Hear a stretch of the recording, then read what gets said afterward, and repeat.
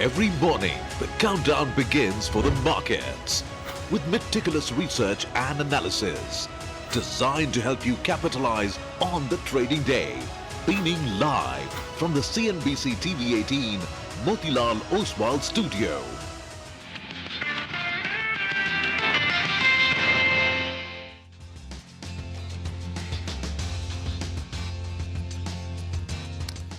Good morning. You're with us here on a fresh new edition of Bazaar Morning Call. Usually we come out of a holiday, it's a Monday, but we're coming out of a holiday, it's a Friday, which means that you're going into a weekend. It's a Friday morning, lots and lots of action to cover. The war's still going on, and if it goes on, it's going to be week 5 as we come back next week, that is. We're coming to you from the CNBC-TV18 Motilal Oswal studios. I'm Prashant. With me, my colleagues Rima and Nigel. Guys, hi, morning. Hi, good morning. And after a strong two-day relief rally that we had on Tuesday and Wednesday, this morning, the mood is cautious across the market. Well, that's right. We'll be tracking markets as well as the war situation. But Rima, just one quick data point. In the next 10 days, 6 days are holidays. We have only 4 sessions that we are going to be working. So not so bad given the kind of news flow that we're looking at. But we need to take stock of the market. And Prashant has hopped across to the ball to tell us all that happened in the last day and what to look ahead. Prashant, take it away. Well, absolutely. And I think, this kind of sort of says it all, which is that the 5th week is coming up, right? The West Asia war, Iran war, Middle East conflict, whatever you want to call it. Week 4. This is going to be the week 4. It was 4 weeks back that Friday, 28th of last month when, bombs started falling, and it's not stopped since. So the conflict continues, right? Now, there's lots of news flow and price action which we want to cover. And I want to just start with President Trump's tweet, which came in this morning. Actually, it came out right after U.S. markets shut, right? And this is what he said. He basically said that I'm pausing the period of energy plant destruction by 10 days to the 6th of April. So basically saying that we're not going to sort of destroy, we're going to pause strikes on power infrastructure for, another 10 days, all the way till the 6th of April. He says that, well, the talks are, it's there somewhere. He says the talks are going very well, right? And that the commentary by news outlets, etc., is fake and false, etc. So basically, this is the critical, crucial part, 10-day pause. As I said, if you move along, the news came after U.S. markets shut. S&P 500 had already closed by then, and that is the close, right? 1.7% lower. And now we are about 10% off from the all-time high, which was made, I think, on the 29th of October.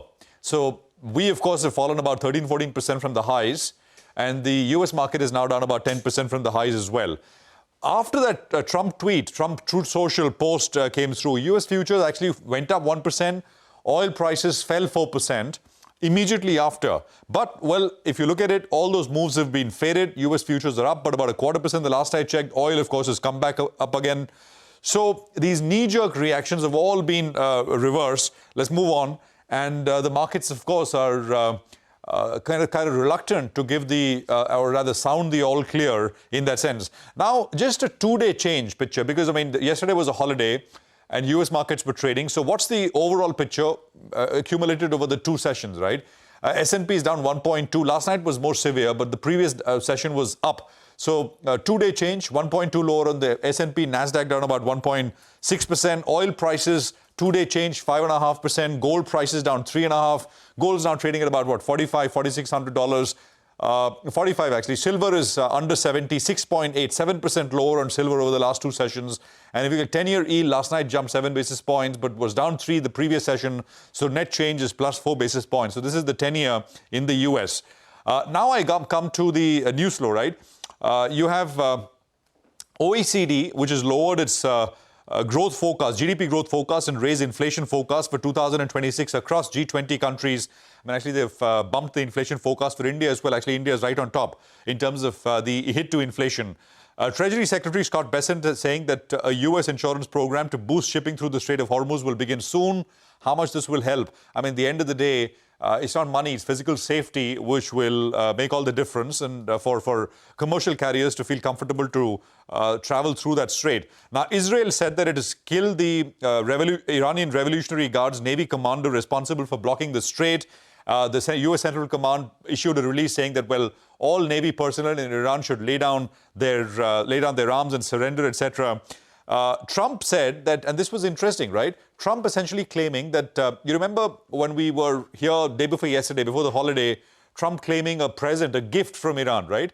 And he essentially saying that the gift was Iran allowing several Pakistani flagged oil tankers through the Strait of Hormuz. So this was interesting. Pakistan, of course, has been trying to put itself at the center. Field Marshal Asim Munir and, of course, the politicians in Pakistan as well, trying to put themselves at the center of trying to negotiate a sit-down between both countries, trying to sort of, conduct back-channel talks between both countries. So this was interesting. I'll just tie in the levels here, right? The Nifty is up 800 points in the last two trading sessions now. I said this on Tuesday. Directionally, it still looks like it's winding down. But if there is no tangible progress as we come into the close of this week, which is where we are now, and into the weekend, markets will start to worry once again. And that is something similar to what is happening right now. So you look at oil, etc., as I pointed out, it's backed up once again. So maybe, you kind of sort of close the week out on a slightly weaker note. So the resistance here is 23,380 on the Nifty. That's the first level. Basically, these are gaps because there have been so many multiple gaps. The lower end of the next gap is 23,380, which is the next resistance. And then we kind of get to, so 23,370 and 23,380 are the two levels.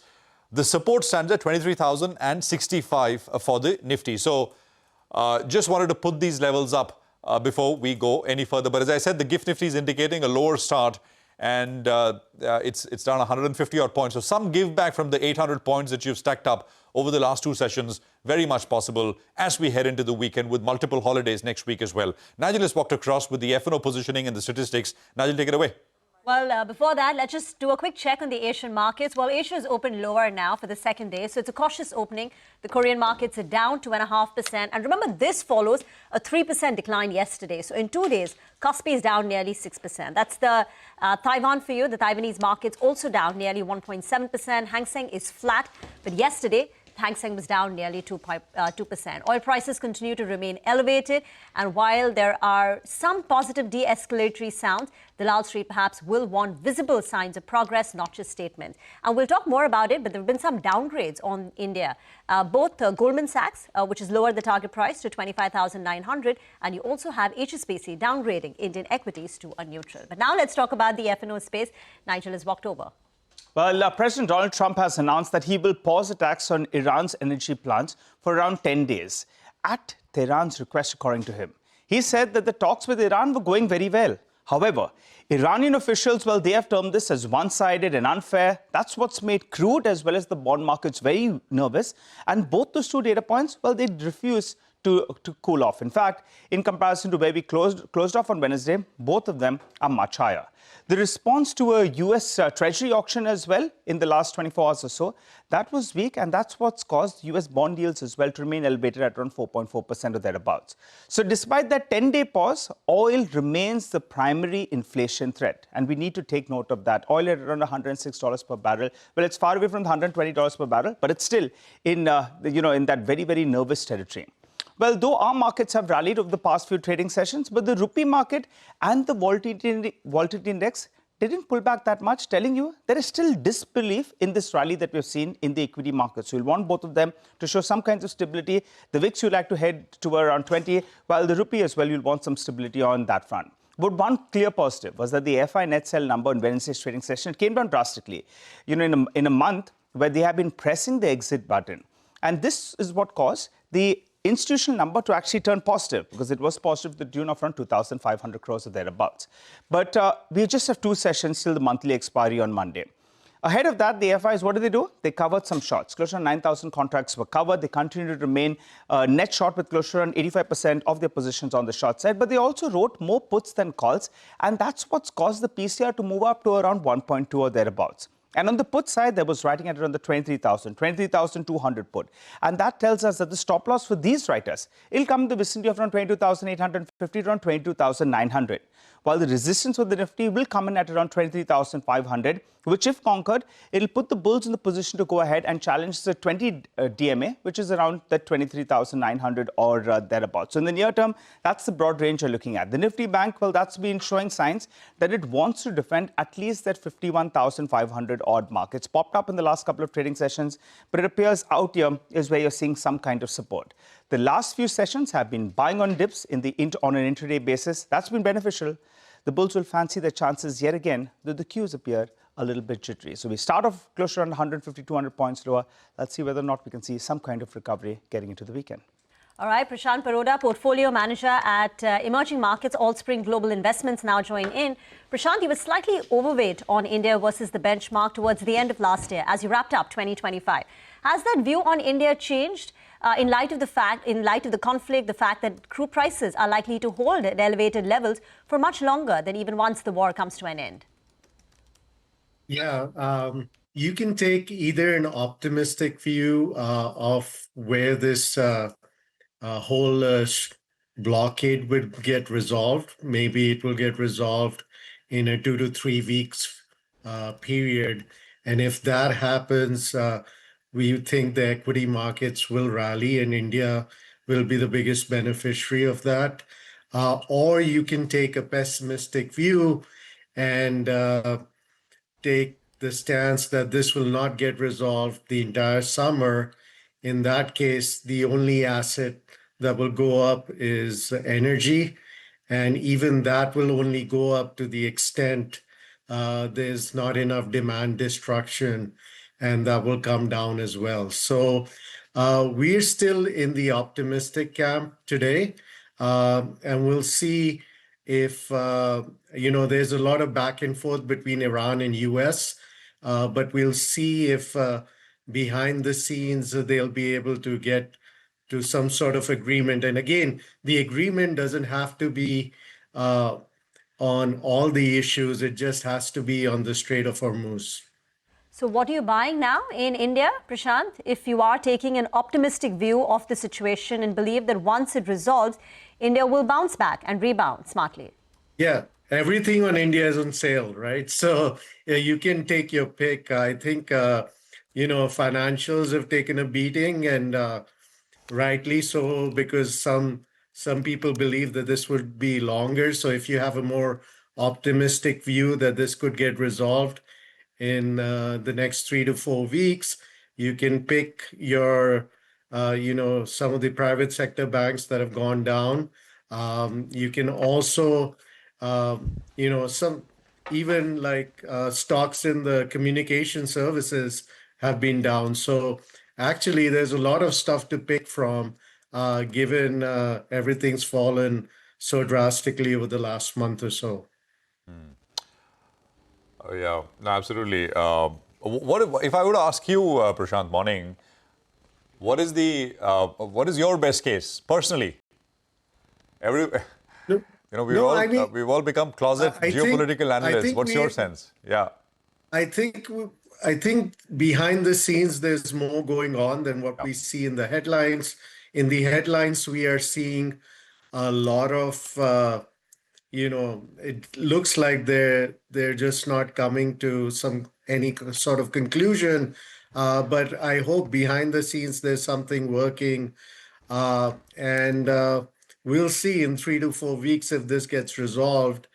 I think if this does not get resolved, not only for India, it's an issue for all emerging markets and Europe as well. So hopefully better sense will prevail on both sides. All right. Well, we got some flashes at the bottom of your screen. The government has cut excise duty on both diesel as well as petrol. We'll try to get, a quick analysis on that front, but that's a bit of a surprise, I think so. But that's the big data point that's coming in as of now. So we'll wait for some more data on that front. Prashant, coming across to you, though, do you think India, though, could still outperform in global equities? And, before we get to that, what about equities as an asset class? You're going to have big inflationary worries. You'll have central banks that will be actually hardening their stance now. That's something that markets were not used to in the last few years. Do you think equities as an asset class actually could get shunned away globally for a period of, say, a couple of years? I think couple of years will be, assuming that, this kind of blockade continues for a long time, but I don't really see that. If you look at even Iran, 50% of their revenues is oil, government revenue is oil. Inflation was 50% before this whole event started. So I think people are overestimating how much stuff is left in their tank to continue this, because they also have to get their ships across. So I think over time, I think the entire world, including China, which gets a lot of their crude from the Strait of Hormuz, has to come together and help resolve this. So I'm still cautiously optimistic, and I think they say the time to panic is, if you have to panic, you have to panic early. So you have to panic in January or February. But if you still hold equities here, you have to be a little cautiously optimistic on how this will resolve. Yeah. Prashant, stay with us. I just want to just quickly address news which is coming at the bottom of the screen. And this is very, very positive news coming through for oil marketing companies. The government has decided to take the hit. The government has essentially cut excise duty on petrol to 3 rupees per litre from 13 rupees a litre. And it has decided to cut excise duty on diesel from 10 rupees to 0.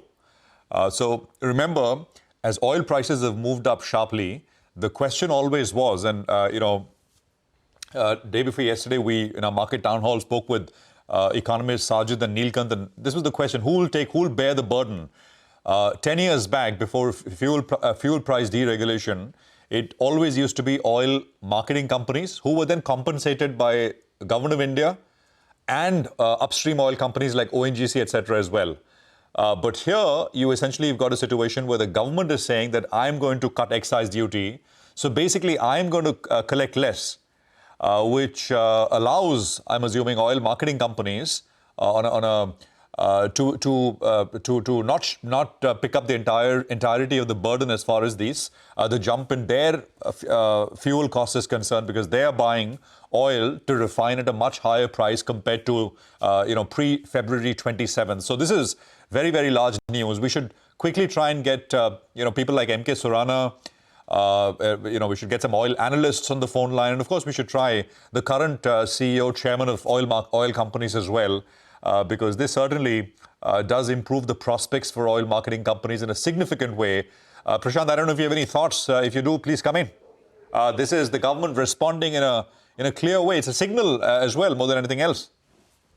Yes, and the government is always, this is not for any fault of India, right? This is a geopolitical issue, and the government is trying to cushion the blow for the consumers. And I think it's a very positive step and shows positive intent. Hopefully, things will get resolved on the geopolitical front as well. And a lot of those ships that are stranded will start moving from the Strait of Hormuz. Yeah. No, absolutely. And, so the way this works for oil, as you can put up IOC, HP, BP, etc., please, the intradays. The way this will work is that, the oil marketing companies, because the IOC, HP, BP have refining and marketing as well, because they were buying oil at a much higher price and fuel prices at the pump are unchanged, they were losing on refining. Refining on the marketing side, they were losing big time. I think we had oil analysts with us I think a week ago, who said that, well, HP perhaps is the most exposed because their dependence on marketing is much higher. And, they would pose steep losses at an overall level, marketing, refining, everything included. So the government is saying that, well, I'm going to take away what you pay me as excise duty and effect these large cuts. So the prices at the pump don't go up for the consumer, for you and me, I will take away what I will give away, or rather take in less what I do previously, so that the pump prices don't go higher, and there is some amount of relief for you as well. So, which is the oil marketing company. So I think it's an important signal. There will be questions whether this will be a cut for the consumer as well, but I think that is very, very unlikely at this point in time. Mr. M.K. Surana is with us. He's former CMD of HPCL. Mr. Surana, welcome to the program. Good morning. Just come in here, sir. Big excise duty cuts. Is our understanding correct that the government is essentially, this is a shock absorber? Government saying, I'm going to collect less, pump prices stay same, and oil marketing companies don't bleed as much. Your sense, sir? Yeah, that's correct. So in the past also, government has managed the prices like that. So what you said is correct, that it will ensure that the oil companies do not bleed and the consumers are not affected. That's the way it will be. Yeah. But there's perhaps no change for consumers at the pump, right? They continue to pay the same. Not immediately, but do you think this could be a prelude to a change at the pump level, at a retail level? See, it depends. Unlikely, because in the past it doesn't happen like that. So, yeah. And one more thing is that the total under recovery may be much higher right now. So I think it's unlikely that the pump prices will change. Yeah, I mean, it'll be kind of weird, right? International prices are going higher and pump prices go down. I mean, that doesn't make any sense. But you're saying that this cut on the excise front, I mean, while it will help financials of oil marketing companies, but under recoveries are much larger, much higher, according to you. Any numbers, Mr. Surana? No, because it will be a changing number. So I wouldn't like to give the number, but the fact remains that when the crude prices are running like $100, $100 plus dollar, and so there will be under recovery right now, because the oil prices of the pump prices are the same since last 4 years almost. Yeah. So under recovery will be there right now without doubt, and it will definitely help the oil companies. Yeah, yeah. Why do you think this would have been done? Because the government's own fiscal situation perhaps is also, I mean, as many economists have pointed out, a little stretched at the margin, right? Tax collection, etc. We need to understand one thing. Yeah. We need to understand one thing, that the oil industry works with a big amount of money rotation. Okay. So if suppose you are not, you continue to bleed, then the liquidity will also be a problem, especially when the exchange rate is also high. So we need to be conscious of not only the crude prices, but also the exchange rate. I see. Yeah, no, absolutely. And that has also been going the other way, right? So you're paying a lot more to import oil than you were doing before. And if you are not recovering it at the pump, then the liquidity will be a problem. Profitability is one part of it, but the liquidity is also another issue in that case. Yeah, no, 100%. 100%. Mr. Surana, we'll let you go, sir, but thank you very much for that quick reaction. This is very, very important news which is coming through. In a way, the first adjustment which the government is making after this massive oil shock, which has, of course, materialized over the last 4 weeks or so. We'll take a quick commercial break here. We're going to tell you, all the interactions which are lined up. This, of course, is a big story which we will get you more reactions on. But 8:35, we've got voices from the CNBC-TV18 Town Hall. So we had an array of experts, Ben Powell, Art Berman, we had Neelkant, Sajid, Harish Krishnan, Sandeep Tandon. So we'll play out snippets of that. 9 o'clock, Renu Baid of IIFL Institutional Equities to discuss the impact of West Asia war on consumer durables. 9:20, Tahir Badshaw of Invesco Mutual Fund is our market master of the day. 9:30, we'll bring you the management of Prestige Estates and discuss their outlook. We have the management of Brigade joining us as well a little after that.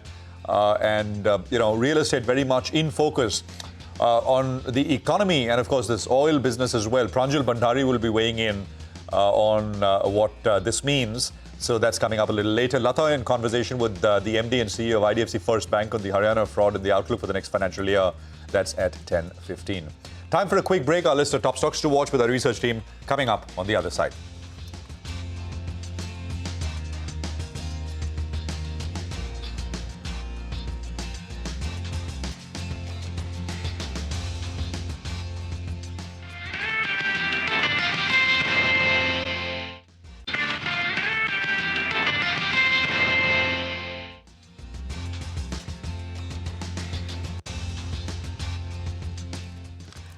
Welcome back. Let's talk stocks now. This is CNBC-TV18's list of top stocks for the day. Oil marketing companies, of course, will be the big story today. Relief coming through on the back of the excise duty cut. Sonal joins in with more.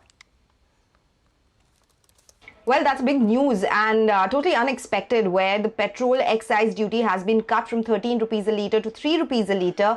On diesel, it has been cut to nil from 10 rupees per litre. Now, remember, the important part in this is that there's no relief for retail customers. This excise duty is only for oil marketing companies, and that is something which will be positive for them. But do remember, the inventory that they have right now does have excise accounted for it. So we'll understand what kind of accounting will take place. But yes, this is something which will help them reduce cash flows now that excise duty has been cut, and working capital management could improve. But again, on that inventory bit, we need to understand more. But this is a relief which is coming by for oil marketing companies. And of course, we'll be having more conversation with analysts, the companies themselves. But for now, it is a positive that has come by from the government in order to give relief to oil marketing companies, considering the big rise that we've seen in crude oil prices.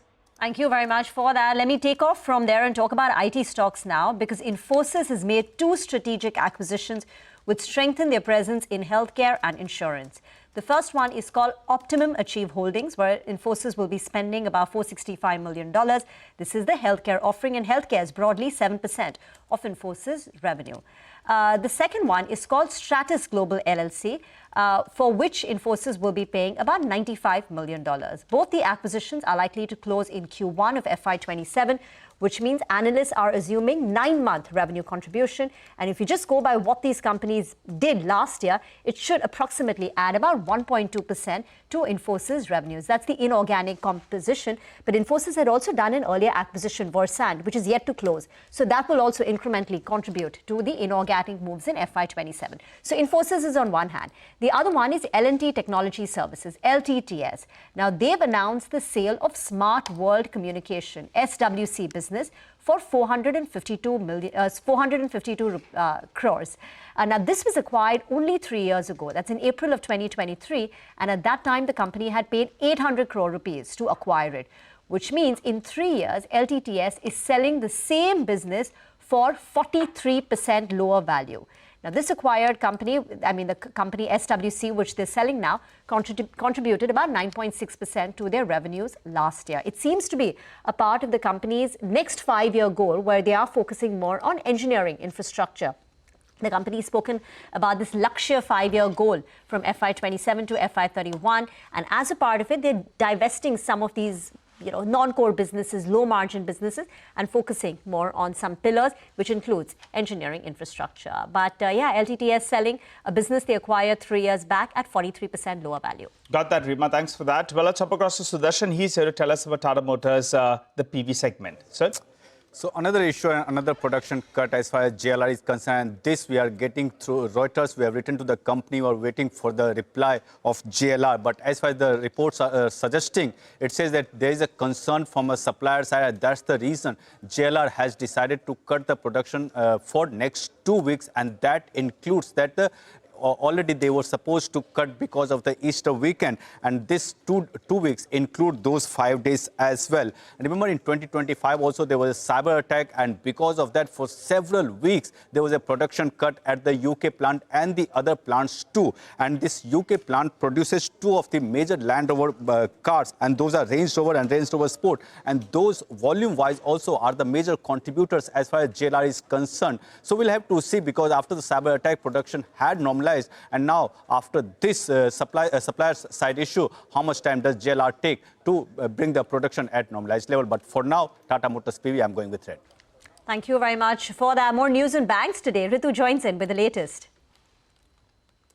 Well, yes, lots of news flow in the banking space. 3 stocks to keep on your radar. It's green for Shriram Finance. The CCI there has cleared the Shriram MUFG deal. And with that, most of the regulatory boxes are ticked. The one pending piece is RBI's note for MUFG director's appointment on the board. And then that will pave the way for this mega deal closure.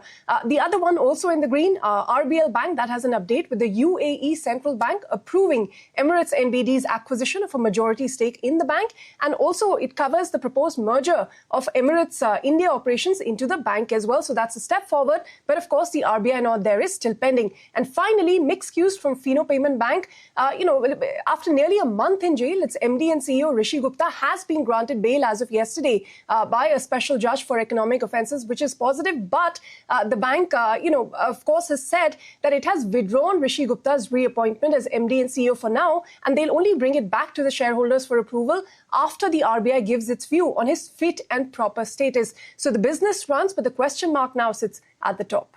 All right, Ritu, thanks a lot for that. Just a quick word with regard to this excise duty cut. Getting some feedback from economists, a 1 rupee cut will result in a 15 to around 17,000 crores revenue loss from the government's perspective. And in terms of a deficit number, it could push it up by close to 20 to around 30 basis points. Just rough analysis that I'm getting in there. So just thought I'll alert you on that front as well. But getting back to stocks that we're looking at, Madhya joins in to tell us about the cabinet clearing modified Udaan scheme for around 10 years. Madhya, take it away. This comes as some positive news for the aviation sector that is impacted badly by the West Asia conflict. The government has hit the reset button on its regional connectivity scheme, Udaan, almost 10 years after it was first launched. The cabinet has approved a 28,840 crore rupees plan to take the scheme forward for the next decade, which is from 2026 to 2036. Now, the focus is clearly shifting from just adding routes to actually making regional aviation sustainable by building a dedicated ecosystem for regional connectivity. So under the new plan, 100 new airports will be developed from unused airstrips across the country. There's also a big push for last mile connectivity, which is helicopters. So 200 helipads are planned in hilly, remote and island regions. Importantly, the government will now fund the operations and maintenance of smaller airports for up to 3 years because many of these airports struggle to stay viable. Apart from that, airlines will continue to get financial support, which is viability gap funding, with over 10,000 crore allocated as VGF. Now remember, regional routes in India take longer to become profitable, and this policy is acknowledging that reality by continuing the funding support. So far, Udaan has connected 95 airports and flown over 1.6 crore passengers in the last 10 years. It was launched in 2016. The big question now will be this: will this revamped version finally make regional flying sustainable or not? Okay, all right, Madhya, thanks very much for that. So it's an important story, the aviation space, which we will come back on later. Bharat Dynamics is the next one we're going to focus on. Ria's got details on this one. Ria, good morning. Well, good morning. Bharat Dynamics has announced that they have successfully completed the first production model of the Akash weapon system with upgraded subsystems, which will lead them to commence delivery for the project soon. And remember, this is a big project for the company, costing over 8,160 crores. And apart from this, the company has also come out with certain updates on the capex front. They have said that they are setting up units for advanced systems as well as propellants at Hyderabad and Uttar Pradesh. And the production for each of these facilities is expected to start sometime in FY27, and they have also highlighted that these facilities will be able to carry out rocket motor testing as well as warhead penetration testing, along with the bulk manufacturing of Grad rockets and also the in-house R&D development of new energetics. And apart from this, the company has also highlighted that the current order book stands at roughly 26,000 crores, and in FY27 they are expecting a further fresh order inflow of roughly 15,000 crores. So positive developments all across, and the stock expected to open in the green today. Thank you very much for that. Let's do a quick recap then of the top stocks. Stocks with positive news flow are all the oil marketing companies, Infosys on the back of the acquisition, Shriram Finance, RBL Bank, Interglobe Aviation. Additionally, for Interglobe Aviation, the excise duty on ATF has also been cut, so that should be a positive. GMR Airports, Bharat Dynamics. Stocks with negative news flow are LTTS and Tata Motors Passenger Vehicles. And a mixed view coming through on Fino Payments Bank. But let's talk about commodities, currency, and what's happening in that world. Manisha now joins in with a complete roundup. Manisha. Well, thank you for that. I'll stick to the prices, really. And we've seen the crude oil prices actually heading for a weekly decline of 4% therein. Even right now at 106 or thereabout is what it's holding. Remember, we started this week almost with 110, hit a high of 115, and that is where we're trading at this point in time. Crude prices, though, have gained 40% since West Asia conflict began. Markets clearly looking at U.S. extending deadline for Iran to secure deal. Iran, in the meanwhile, has allowed 10 tankers to pass through Strait of Hormuz this week. And that's exactly what the street seems to be looking at. In the meanwhile, when you look at the metal prices, well, we have seen further decline come in for this. Gold is headed for a weekly decline as well. Prices have seen 3% of a cut in the overnight market. Gold clearly seems to be like a source of liquidity rather than protection at this point in time. Silver fell 3% overnight. Copper has declined 1% overnight. Metals, precious metals, everything weak. Energy prices trading slightly in the positive. Coal has gained 3% yet again in the Asian markets right now. Got it. All right. Thanks a lot for that, Manisha. For the time being, though, we'll slip into a short break. On the other side, we have Siddharth Khemka of Motilal Oswal Financial Services, who will be joining in for some fundamental stock talk. Stay tuned.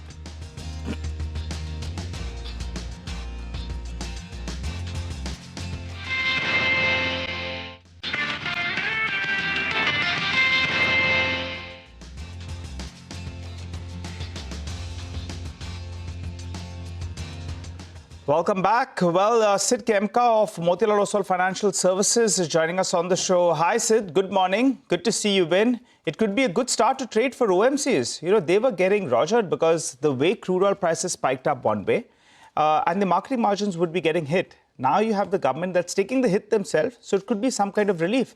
How would you approach all the three names, HPCL, BPCL, as well as IOC? Good morning, Nigel. I think there are still concerns with regards to the oil, the crude oil availability for some of them. And yes, if there was a big concern with the start of the war that there would be going to be a big impact that these guys have to take in the form of the subsidies which the government would have paid up separately. But now, two fronts: A, government taking that hit, and B, the crude oil prices also kind of stabilizing below that $100 mark.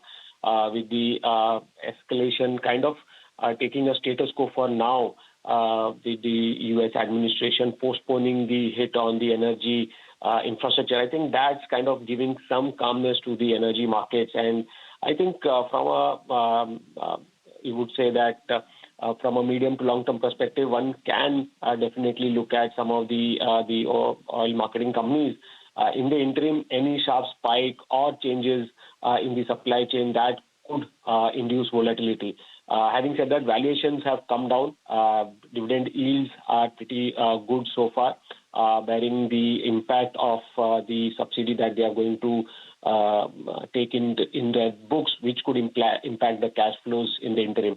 So I think among the three, IOC, HPC, I think those are the two preferred picks between among the OMCs, purely from a medium to long-term perspective. Siddharth, hi, morning. Do you look at LTTS, SWC, Smart World? They bought it 3 years back in April of 2023 for 800 crore rupees, and now they're selling it for 450 crore. It's a sharp markdown in the valuation. What is your own view on it? Have you had a chat with shareholders or investors? How are they reading this move by the company? I think it's a small acquisition that they did, and I think getting out of it even at a loss. I think that's a pretty kind of strategy that they want to focus on. Not much read through right now, but I think that is an acquisition that they wanted to take in and see if they can benefit out of it. But I'm not reading much through this sale right now. Okay, not reading much. On Infosys and the two acquisitions, which strengthen their presence in healthcare and insurance? Yeah, I think Infosys is a much bigger acquisition and definitely a welcome step that we are now seeing some of these IT companies looking at, rather than looking at buybacks and paying back the cash, looking at acquisitions and strengthening their portfolio. So from the BFSI space, now diversifying into healthcare. So overall, we see that's a good step, and I think that is a positive read-through for Infosys as of now, and I think market will take that in a positive way. All right, Sid, wanted to ask you about the graphite players. I'm just looking at Graftech, which is the global giant. Ex of China, I think that is close to 25 to 30% of of the market. They have gone ahead and they've increased pricing on graphite electrodes by $600 to around $1,200 per ton. That could have a positive rub-off on our listed guys, that is HEG as well as Graphite India. Any view on both those two names? So, Nigel, I think the news flow is definitely positive, but what is a structural positive for some of these electrodes, graphite companies, is that the overall demand environment looks pretty strong. The metal sector, that is likely to do well. The EVs as well as the battery segment, I think that is a structural story that we believe should be positive for the entire space. And on top of it, you have the global supply chain issues, the shipping issues, that is only adding to the overall realization. So I think that's a positive for both from a structural perspective, that they should benefit from the increasing demand as well as the increased price, at least in the near term. Fino Payments Bank has gotten hit so hard, 35% lower. The latest news is that the MD and CEO Rishi Gupta has got bail, but the company has removed his reappointment agenda from the ongoing postal ballot. But this whole news flow surrounding, the lapses at the government, lapses at the bank, Rishi Gupta's, the issues, they're playing in terms of value erosion on the stock. So I think, we don't have a coverage, but even last time we spoke, I think these kind of news flows, especially in the fintech space, that definitely spooks the investors, given that there are a lot of other opportunities in the small finance banks, in the payments bank. Some of them are going to get listed. And especially in this environment where the credit growth is picking up, even the larger private banks, the PSU banks are doing well. So that, I think, until there is any clarity, it's a clear no-go from a retail investor's perspective. Okay, all right, got that. What about the big boy, HDFC Bank? What's the view on that name? It finally showed some signs of seeing some support, I think $850 or thereabouts. Valuation-wise, no arguments, that it's much lower than what we've seen in the past. The uncertainty is something that will plague investors. But at around 850, 880 rupees, do you think bulk of the bad news in the price? So, Nigel, I think, yes, there are definitely short-term issues with regards to the bank. But I think the board has been pretty swift in appointing an interim chairman. They have appointed a committee to look into the matter. And they were pretty quick in terms of allaying the fears of the market in terms of what was going on. The good part is that the core operations business that is being taken care by the CEO, whose term is coming up for renewal later part of this year, and we see that as a continuation of the overall growth story. So I think what we are seeing is that the development definitely dampens the near-term sentiment, which more or less looks like in the price. Now going ahead, what will be important is the appointment of a new full-time chairman and, again, submission of Mr. Shashi Jagdishan's name for the next CEO term. That will help restore investors' trust. And in the meanwhile, improve operating performance in FY27. That will also be crucial for the stock price performance. So I think overall in the price, we do have a positive view on HDFC Bank with a buy rating and a target price of 1100. But those near-term news flows will be key to determine the stock price trend over the next few months. All right. Sid, there's news at the bottom of the screen. There was sources with regards to in Gujarat, which were saying that we should actually have those graphics up if we can. Basically, I think an industry body, source-based information, but asking Gujarat Gas rights to industrial consumers and asks them, I guess, to calibrate usage of gas, industrial customers to assess gas consumption in April to manage supply. So, I mean, it's like a soft touch approach at this point in time, and prices from April 1st have been increased. I mean, it's been what? It's gone up massively, right? Yeah, it's gone up quite a bit. If less than 70% gas allocated, we might not be able to start production, etc. So this is stuff coming in at this point of time. I'm just waiting for that price increase because it looked like it was double, right? Yeah, 41 has gone to 85 to 88.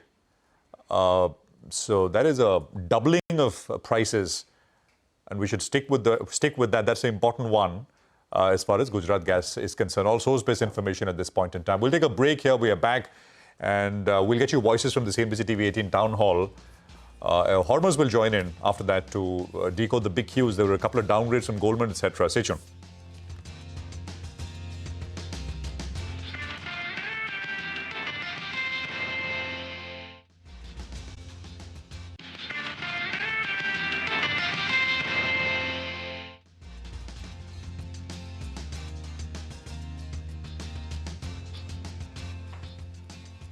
Yeah. Welcome back. There's 9 minutes to go for the market pre-open session to kick off. Just want to play out a few sound bites. We did a market town hall day before yesterday. You can check out 3 panels, one global, oil, macro. The third one, of course, markets focused. They're all available on YouTube. I urge you to check them out. There were excellent discussions, if I say so myself. This is, from the macro and global discussion. Art Berman, who's a near 40-year veteran in oil markets, and Ben Powell, who's, of course, with the BlackRock, both echoing what is, I think, a bit of a non-consensus view. While it's hard to say what is consensus, but many do believe that, this war is in the first stages of being wound down in the next 10, 15 days or so. Both say, well, no. This is not likely to end very soon, and there is a permanent risk premium in oil prices, even if this war were to end immediately. Listen in. On the ground, I live in Abu Dhabi, the drone strikes have continued, the missiles have continued, and the Marines, the US Marines, I believe, arrive later this week. So I think the situation is, frankly, still very tense. The facts on the ground are mostly unchanged. Indeed, it feels more of an escalation in the last week than a de-escalation. So I recognize President Trump's words. Of course, I'm watching with huge interest, both as a citizen of the UAE and as a markets professional. But I think we need to be careful from being too confident and too optimistic, because sadly, as I say, the facts on the ground continue to be, frankly, quite alarming. And there is the potential for this to continue and worsen as these attacks on the physical infrastructure. Just overnight, we've had an attack on the Kuwaiti airports, one of the fuel depots kind of struck there. So I recognize President Trump's words, very important. He's the most powerful man in the world. But the facts on the ground continue to be unsettling, and that has not changed in the last 24, 48 hours. I see no de-escalation. I see more potential for escalation. I think that the words from President Trump are purely performative. It's very difficult to have your negotiating partner take you seriously when you're moving, combat units into the area. There will now be a permanent risk premium on oil, regardless of how this thing ends. And I would say that premium is no less than $10 per barrel. And so if everything ends tomorrow, the very best case we can get back to is maybe $80 Brent. Now, I don't believe that everything's going to end tomorrow or that we're going to get back to $80 anytime soon. All right, let's move across to the big cues on India from global brokerages. Goldman Sachs has downgraded India, while HSBC warns that the rising crude oil prices typically leads to earnings cuts.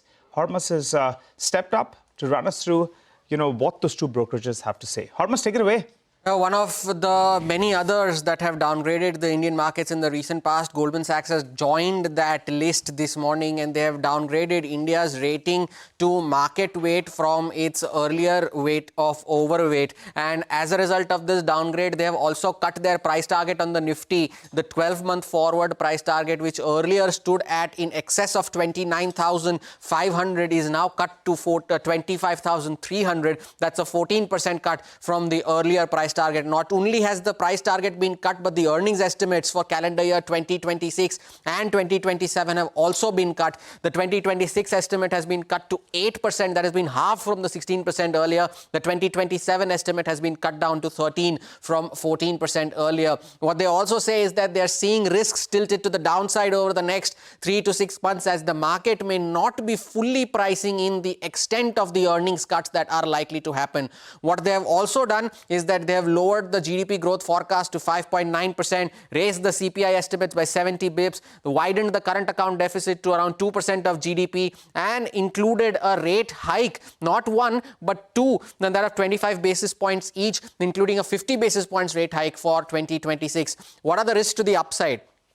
in case there is an earlier than assumed resumption of oil flows from the Strait of Hormuz. If that happens, that's a positive, and a clear recovery in India's earnings cycle, that remains a positive as well. So based on this, what are they overweight on? They are overweight on banks, they are overweight on staples, they are overweight on telecom, defense and energy. They have downgraded durables, autos and NBFCs to a market weight and downgraded oil marketing companies to an underweight rating. Now on to HSBC. What they also say is that they are focusing on three important categories here. Is the fact that they are focusing on stocks that provide a defensive tilt in this current macro uncertainty. They are also betting on stocks that have a limited war impact but are caught in the crossfire, and they are also betting on structural winners that look more attractive after the recent correction that have strong fundamentals. So which are these? Let's take a look at them one by one. In the defensive tilt, you have Reliance, Sun Pharma, Bharti Airtel and NTPC, where they see upsides of anywhere between 9% to as high as 31%,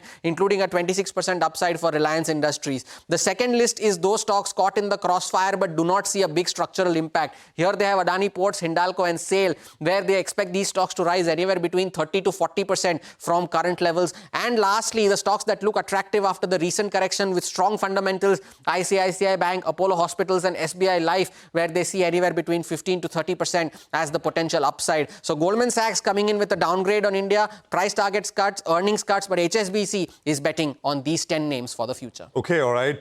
Thanks very much, Hormuz, for that. Well, not a pretty picture from both of them. Goldman and of course, more brokers. I think these downgrades will happen. Nilkant Mishra, for example, said that these downgrades will come on the earnings front and of course consequently on the view on the market as well. We'll take a break. We're back. There's the pre-open session in 3 minutes or so. We have Somal Mehta of Mirai and we have Mitesh Thakkar of Bonanza with some technical trading ideas. Stay tuned. Coming up.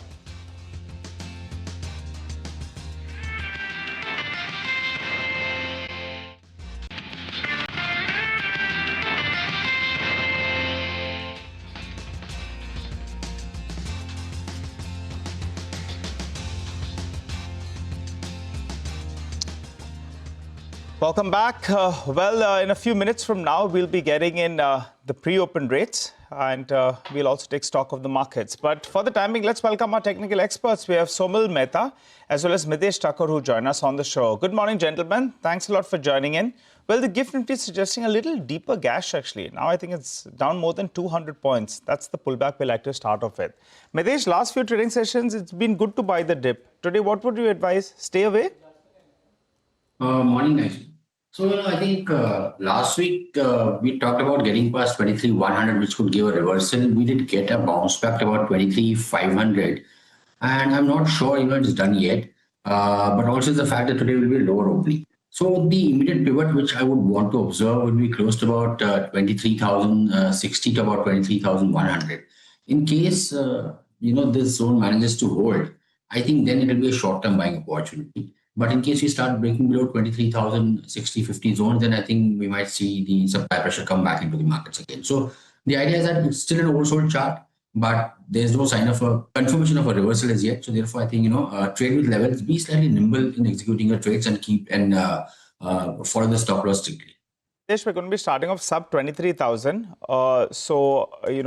Then what would your view be? Because you're talking about 23,050, but if we start sub 23,000, then what's your take? Yeah. Sub 23,000 would possibly, mean that you might see actually 22,800 come into picture. But again, I think I'll just wait for the opening and then take a call over there. Mitesh, by the way, the Indian rupee as well has breached the 94 mark for the first time ever. Remember the last couple of trading sessions, the equity markets pulled back, but the rupee stability is something that we're still looking forward to. And now with these excise duty cuts, it could put some pressure on the fiscal, which in turn is reflecting on the rupee as well. That's why we're starting off at around 94.2. Let's get in Somal. Hi, Somal. Good to have you on the show in the morning. What's your take with regard to the Nifty? Would you be a buyer on this dip? And if yes, what would the stop loss come in at? Good morning to everyone. the overall trend still remains negative. We're still forming low top, low bottom on higher degree time frames, that is monthly, quarterly, weekly charts. So the trend definitely stays negative, and we'll be looking for lower targets, maybe close to around 22,250, 22,000 levels in the medium term outlook. However, in the very short term, last week we have had a positive weekly close. That means a leg has completed here and a bounce back is expected. We've also seen a good bounce back last week, and I'll be expecting this bounce to continue till 23,800, 24,000, which is very close to 20 daily simple moving average, and also a 38% retracement of the entire fall. So overall, in the very short term, I'll be a buyer for a target of 23,800. And in the medium term outlook, I'll be expecting markets to take resistance around those levels and again start the move on the downside. So yes, in a buyer in the very short term for a target of 23,800.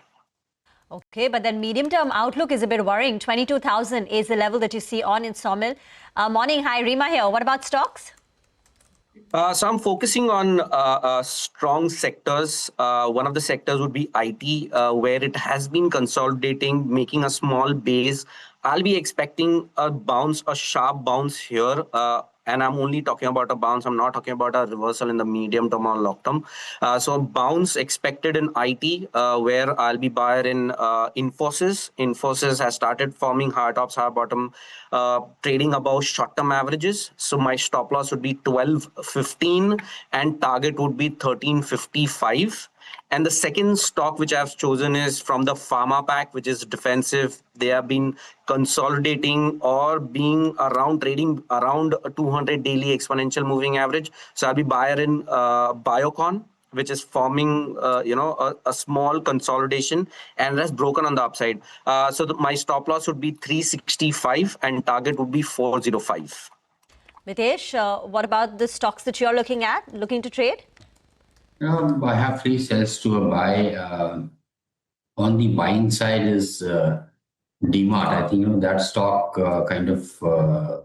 did very well, and the overall structure for the indicators, etc., is positive. So DMart is a buy, the stop at 38.88 for targets of 39.65. All these calls, will take a fresh look at it once the pre-market settles in. HPCL is a sell with a stop at 350 for targets of 332. HAL is a sell with a stop at 3,700 for targets of 3,600, and Ashok Leyland is a sell as well. Keep a stop at 173.5, look for targets of 166. Yeah, no, absolutely. And I think, there is these oil marketing companies. Let's have IOC, HP, BP up. Mitesh, any thoughts? BP is up 1.5%. HP and IOC are also higher. They'll come up on your screen.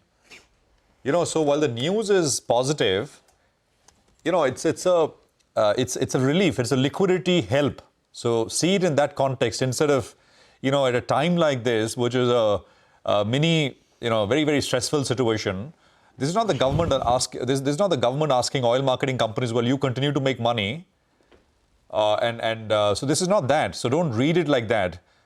The government is essentially saying that, well, you're losing a lot of money. Let me come in and take some of the burden because, we got to continue to get the oil, and it's a liquidity thing as well. So read it in that context instead of saying, well, this is a quote-unquote market, an eye on the market kind of a thing with a signal to the market. This is not that time. This is basically a help from the government to tide over the liquidity crisis, and the government saying we'll collect less.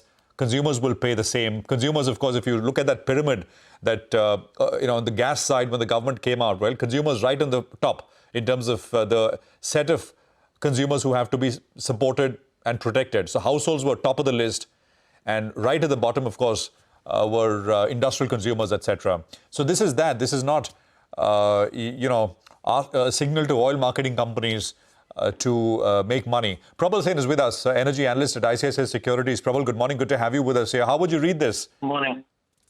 No, I think exactly. I think what you said is basically what is relevant. This is essentially an attempt by the government to absorb part of the loss, to say to the OMCs that, okay, there is obviously a significant amount of loss that is actually there in the system.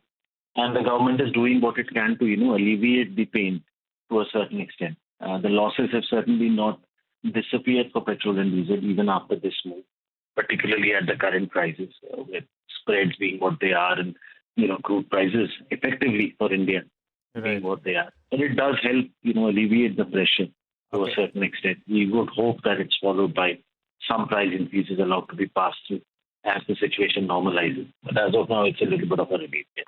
All right. Hi, Prabal. Morning, and thanks a lot for joining in. Give us a specific number if possible. What were the marketing margin losses? And with this kind of a cut, what does it come down to? So, frankly, let me just clarify that at this point of time, given that, there is ambiguity about exactly the crude cost itself that is actually being paid by most of the companies. It's all guess estimates on our part because the Dubai benchmark no longer holds, which used to be the benchmark earlier. So, one has to assume Brent plus a certain premium. Having said that, retail margin losses, as far as our estimates go, were probably closer to about 18 to 20 rupees for petrol and between 30 to 35 rupees for diesel prior to this. This is based on the elevated, of course, a mix of Brent and Dubai benchmarks feeding into the estimates.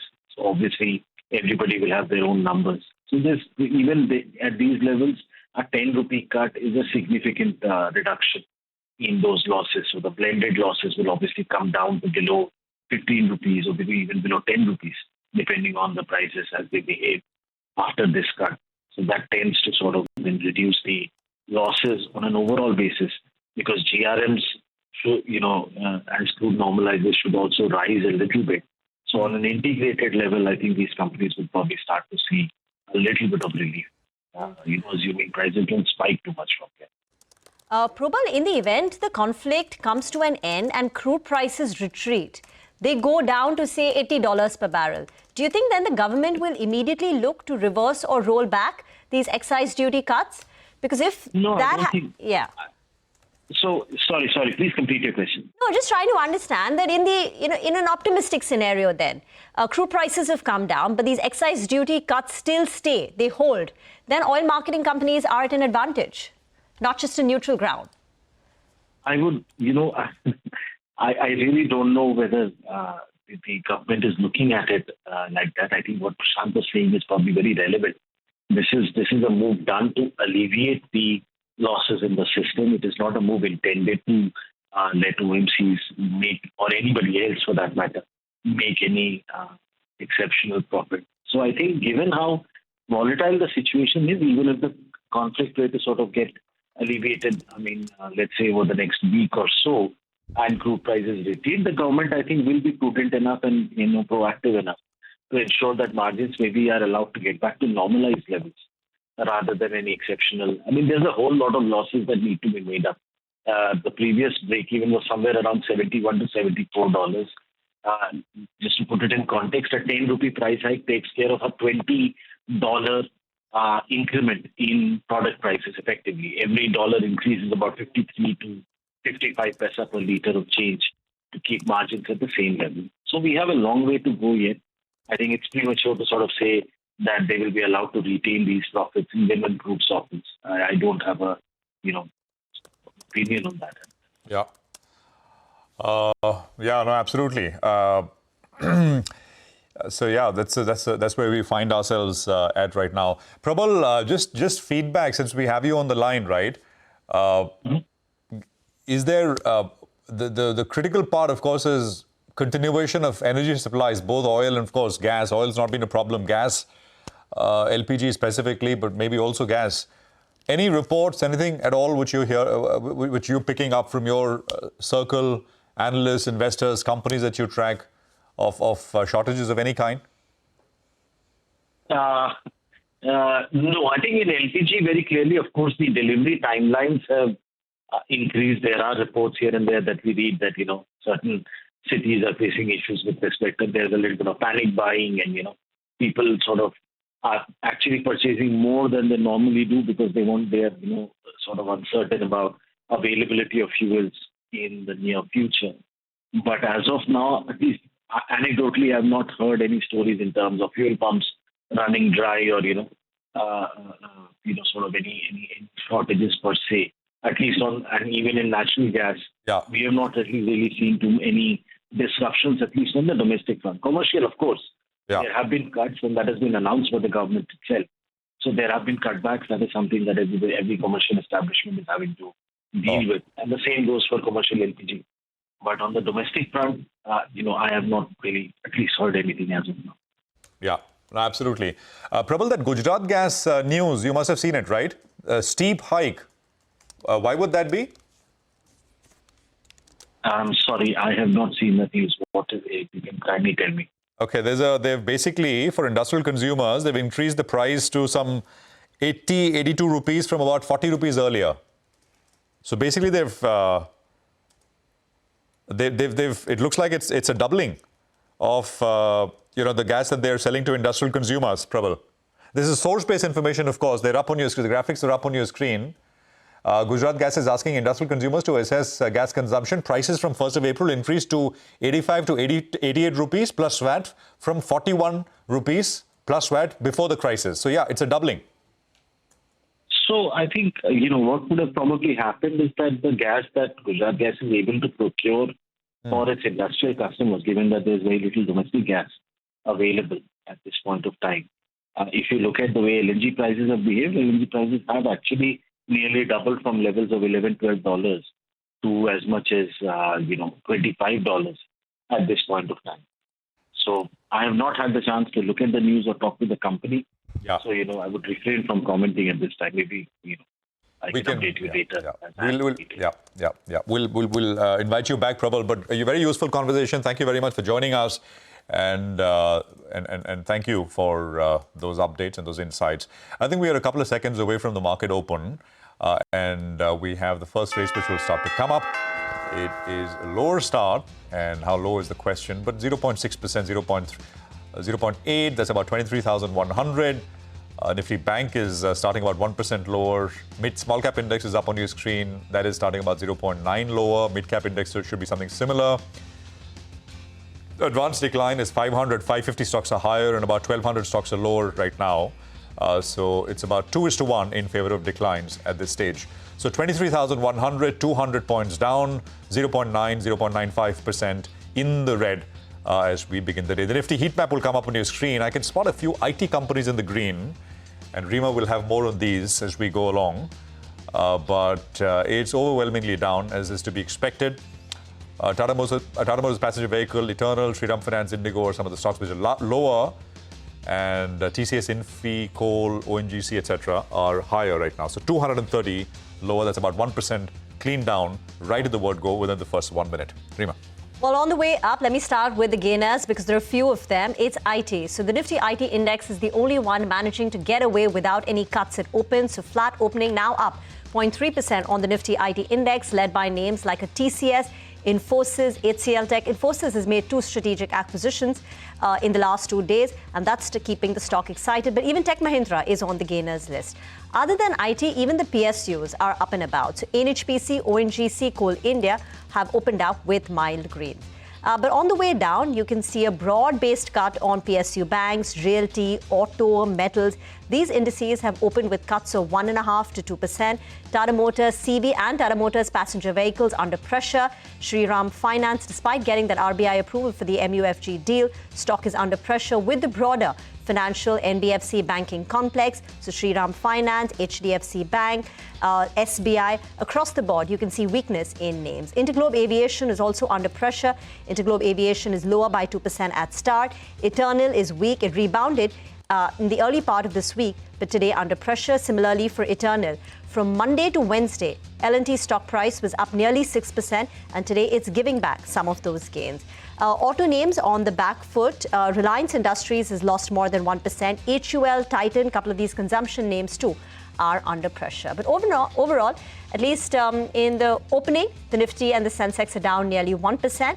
Banks are underperforming, and the advanced decline ratio is overwhelmingly in favor of the losing side, 1:4 in terms of an advanced decline ratio. Solid pullback from the IT names, actually. Oracle Financial as well, up closer on 5% as we speak. Good move is what we're seeing on that name. Let's highlight a few big movers, though, from the broader markets. You have Azad Engineering. That's been chosen as a single-source supplier partner and assigned a long-term contract, for an 8-year term with Mitsubishi Heavy Industries. So that one is up closer on 5%. Good move is what we're seeing out there. Sula, a stock that's got badly beaten out of shape. I think they've got some positive news flow over the weekend, and that's why, in fact, over the holiday, and that's why that stock as well is doing a relative outperformance, up closer on 4%. Gujarat Alkali is a stock that's been doing very, very well all through the month. That continues with its winning ways, so that stock as well up and about in today's trading session. Let's pull up the graphite electrode makers. You had Graftech that overnight went ahead and increased prices by closer around $600 to around $1,200 per ton. Graphite India as well as HEG, both of them have opened up with some green. A positive read-through for those stocks. After a while, we're seeing a price increase, and that's why, in fact, both those two have opened up well in the green as we speak. On the flip side, Gokuldas is down in trade, seeing some selling pressure. And on the Nifty itself, now actually we're moved to the day's low. We're down 270 points or thereabouts. I think the 22,900, that's an important support to hold for today's trading session. But a weak start, guys. It's a weak start, and, it's 270 odd points lower, as you said, as we begin the day. 4 minutes into market open. Tahir Badshah is with us. He's CIO, Invesco Mutual Fund. Tahir, good morning. Great to have you with us here. Appreciate your time. Thank you. It's a tough one, right? There's a squeeze underway, and you're getting these downgrades from sell side, which you must have seen, right? Growth estimates and I was seeing the inflation shock. OECD is saying, well, inflation shock for India is right on top of the list, just purely because of the fact that we're a very large oil importer in that sense. What does it mean? How do you distill all of this into your investment case and what you're doing, Tahir? So, Prashant, it's never easy, right? I think, some of the things which probably are happening today, for example, expectations, like as you said, that inflation is probably going to rise, is something which probably was expected in the sense that, we've seen extreme inflation, lower inflation figures throughout most of 2025. So, in a way, something had to give. Probably these are not exactly the reasons why we would have wanted inflation to go up. But by and large, I think at some level, some bit of pricing power will probably come back. We've seen inflation go down to as low as 1.5% to 2%.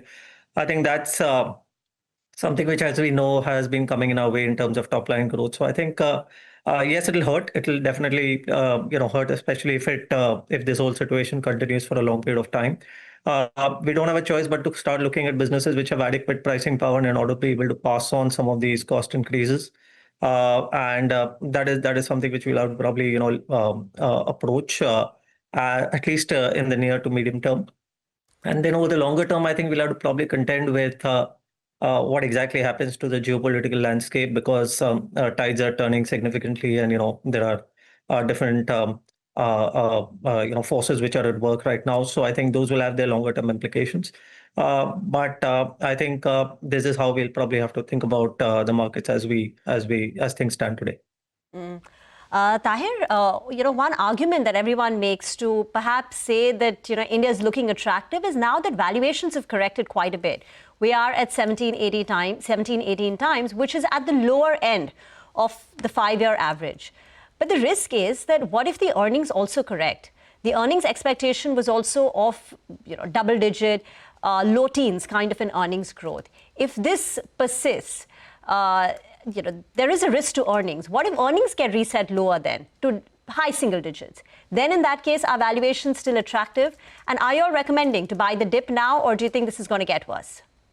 So at a headline level, Reba, you probably may have still a little bit of correction to go. We may probably be more closer to the lower end of the market than to the top. But yes, as you say, and as market would most likely factor in, there's going to be an impact on earnings.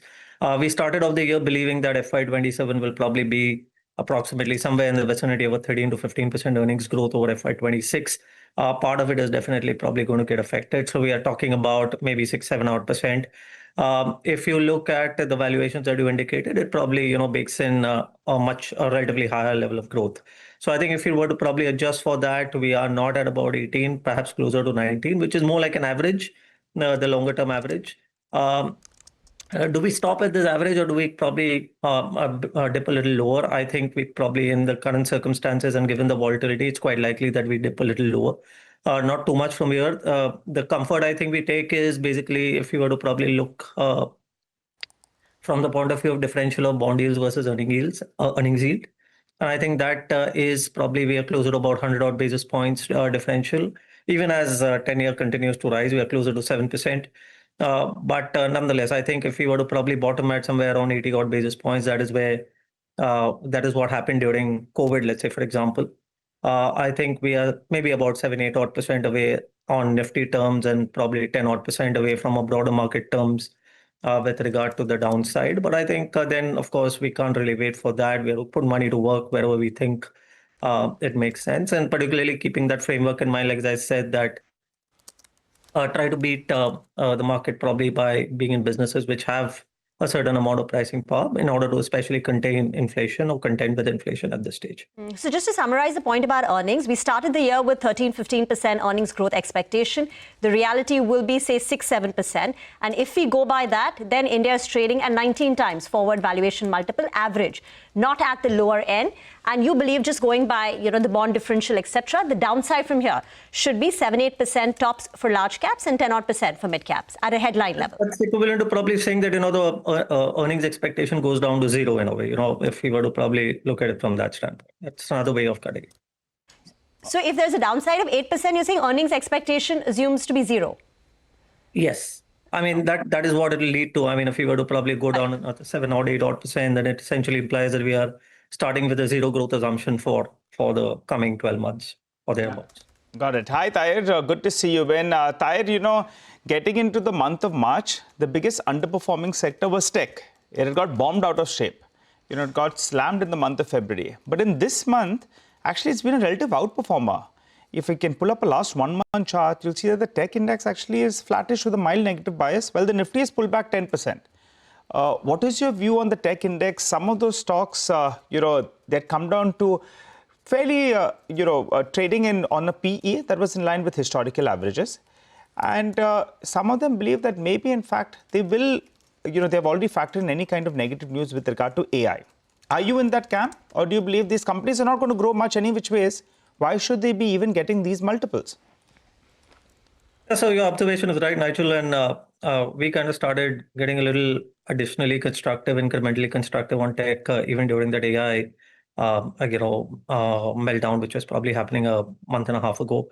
And then the entire focus has obviously shifted to the newer developments. In that regard, I think just as it happens, this is one of the sectors which has probably underperformed the most on a 3-6 month kind of a basis, and it has probably taken the most of the pounding. So it's quite likely that in a shorter term scenario where we probably see mean reversion setting about in one way or the other, this is a sector which probably will find favor.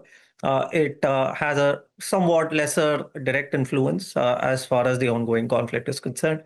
And it has, like as I said, it's been beaten down fairly significantly. We had already started to kind of hunt for this sector from a value standpoint, and I think that proposition remains. And this is what, by and large, I think the market has started to kind of reflect over the last few weeks. I think this is something which I agree with you will probably extend over the next some time, especially if the current market backdrop were to continue. Yeah. Got that. Just a quick word, Tahir, on, as you see it, right? Earnings cuts will start to happen now, or you think it'll hit a couple of quarters down the line?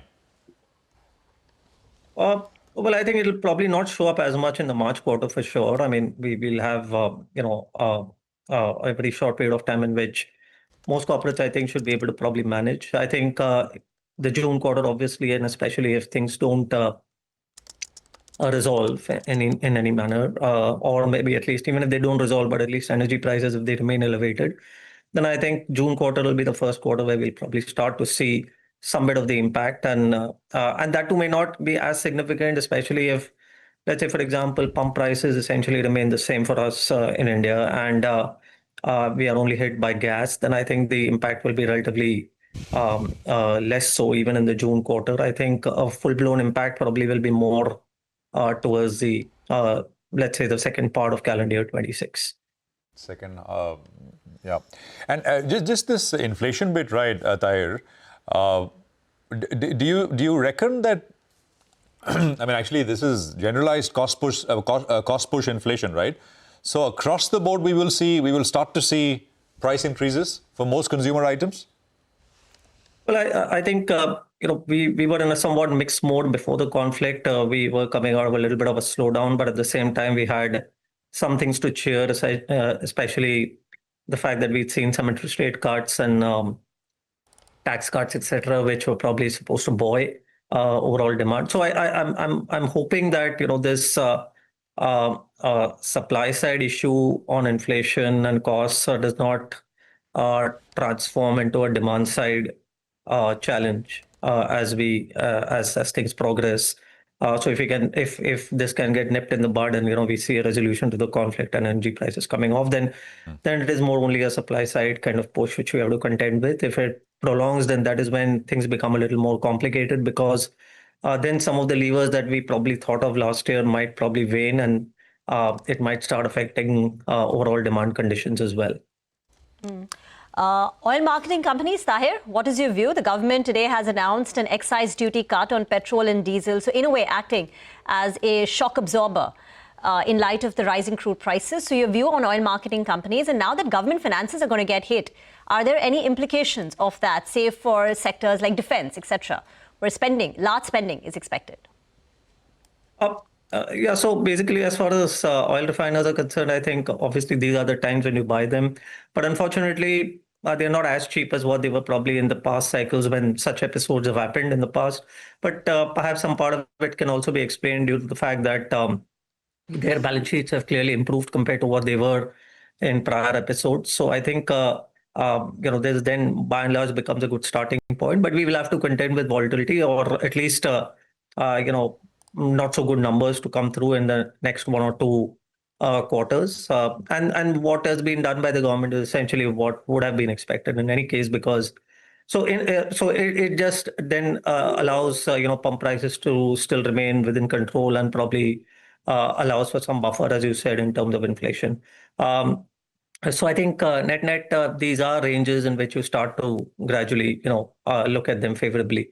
With regard to defense, I think obviously from a 2-3 year perspective, the macro call still remains fairly positive from the point of view of the fact that defense will remain an important element. Geopolitics will be around for a good length of time, and also basically things like possibility of reduction in imports and a probability of even exports for India.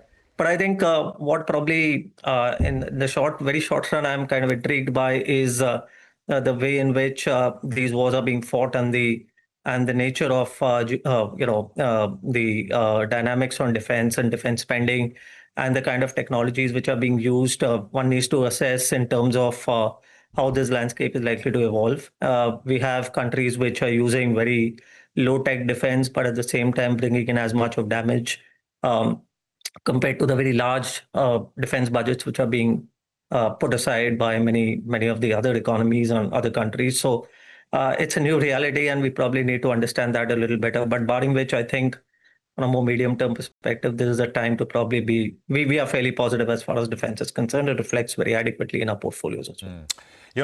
The oil minister. Okay, there's a export tax. That's a new thing, I think, which is coming through, right? We should just have this up on the screen.